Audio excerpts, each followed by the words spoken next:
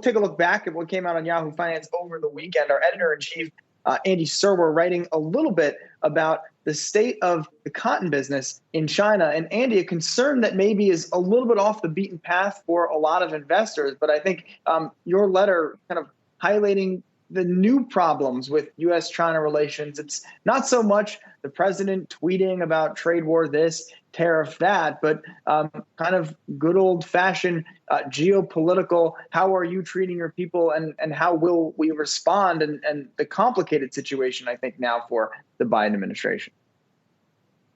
Yeah, it's another hot button issue between China and the United States, Miles, a flashpoint, if you will. And, we go from one to another, right? I mean, if it's not Hong Kong, it's fishing in the South China Sea or Taiwan.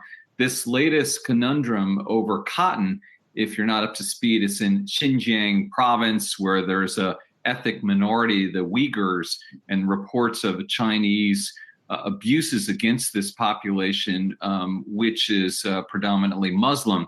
And this has been sort of building over the years. And now there have been reports over the past several years about forced labor in these vast cotton fields in this part of the world. And China is a major producer of cotton. And what this means is that major Western brands have been caught up into this, because last year, brands like Burberry and Nike and Adidas came out against this forced labor. And then earlier this year, the Chinese started paying attention to it because of probably some tensions at the Alaska sit-down between Chinese and U.S. leaders. And then all of a sudden, it sort of burst out into Chinese social media. And so now these companies are forced to choose between doing business in China or running afoul of human rights activists and indeed lawmakers in the West. And it's an impossible place to be, because you're either choosing between this huge market here or choosing between a huge market there.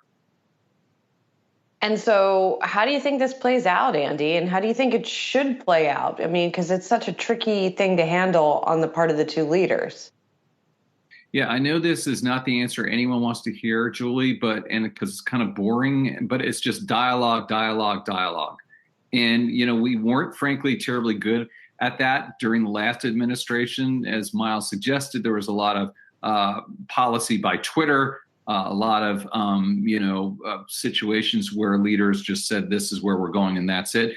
But, I was talking to some people over the weekend, and Ian Bremer says this in my piece, that relations between China and the United States are bad. They're not good.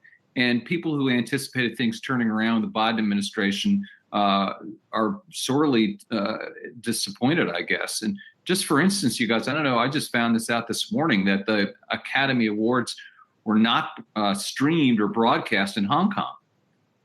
Surprising, right? Why is that? Well, because there was a documentary about Hong Kong that was nominated. So there would have been a 5-second clip about that. So the worlds are splitting apart. That's not good. We just need more conversations. This particular issue with China and cotton is going to be very, very difficult to reconcile. And I think that, we're looking potentially at the cotton market becoming bifurcated like the internet has become. And then you could see this happening right down the line with all manner of different industries. And it's not good. It's sort of a new Cold War, really.